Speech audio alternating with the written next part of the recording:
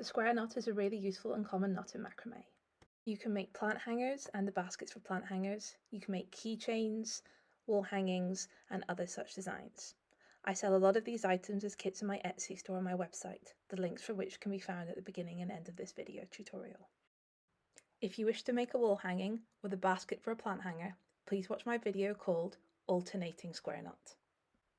Today we're going to learn how to make a simple chain of square knots. To make a regular square knot, take the left outer strand and the right outer strand. Ignore the strands hanging down in the middle. Make a number 4 with the left outer strand over the inner strands. Bring the right outer strand in front.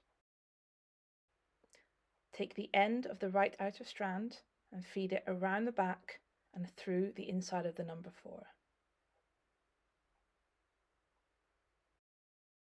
Tighten by pulling the strands horizontally and outwards away from the center. You're now going to repeat this process but in reverse. So make a number 4 with the right outer strand. Put the left outer strand in front. Take the end of the left outer strand and place it around the back and through towards you through the inside of the number 4, and tighten by pulling the outer strands away from each other horizontally. Repeat the entire process again, starting with the left outer strand.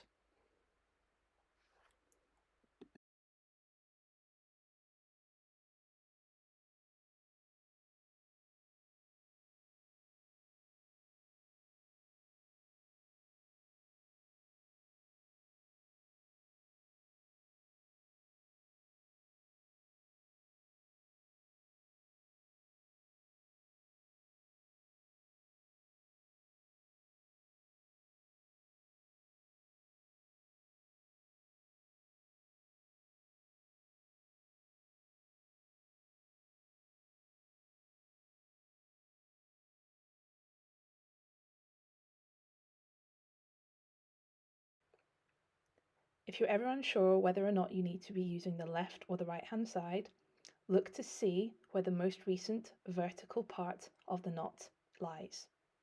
You'll see that they alternate. The most recent one here is on our left, therefore we will start with our left hand strand.